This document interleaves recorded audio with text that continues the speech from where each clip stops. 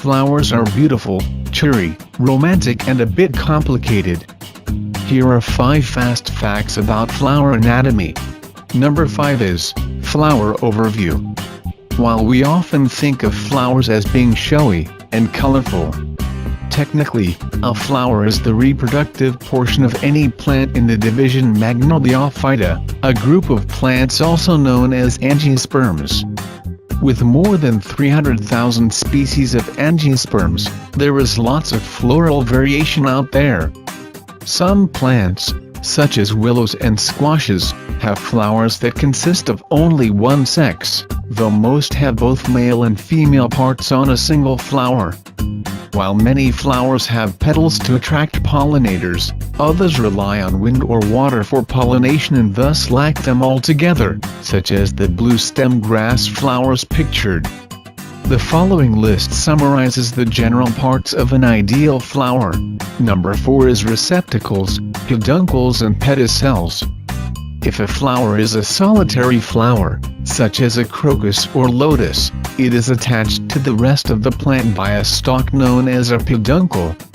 When flowers are clustered into an inflorescence, each flower is attached to the main peduncle by a short stem known as a pedicel, as seen in this photo of a lily of the valley. The peduncle or pedicle joins the flower at a thickened site known as the receptacle, which also serves as the point of attachment for the other flower parts, such as the petals and the ovary. Number 3 is perianth.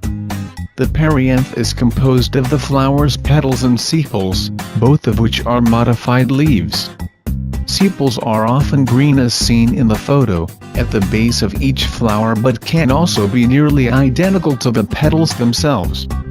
They serve as the outermost layer of a flower bud and then open to support the flower's reproductive structures. Petals, like sepals, also help protect the reproductive parts and are often brightly pigmented to attract pollinators. Yellow and purple petals, for example, are alluring to bees and butterflies. Additionally, the perianth is often shaped to accommodate specific pollinators, such as the fused, tubular petals adapted for hummingbirds in the penstemon pictured. Together, all of a flower's sepals are referred to as the calyx and all of its petals form the corolla. Number 2 is stamen. Stamens are the male parts of a flower, and consist of anthers and filaments. The pollen grains, which each contain 2 sperm cells, are produced in sac-like structures, called anthers. Each anther is supported by a long slender stalk, known as the filament. Interestingly, the number of stamens is usually the same as the number of petals. Collectively, all of the stamens on a flower are known as the androecium. This lily, for example, has an androecium of 6 stamens, with the orange anthers, clearly ready to share their pollen. Number 1 is pistil. The pistil is the female reproductive part of the flower and consists of the stigma, style, and ovary. The stigma serves to receive pollen and sits on top of a stalk known as the style. The stigma can be a variety of shapes and is often sticky to ensure that the pollen does not blow away. The style is attached to the ovary, which houses the potential seeds known as ovules.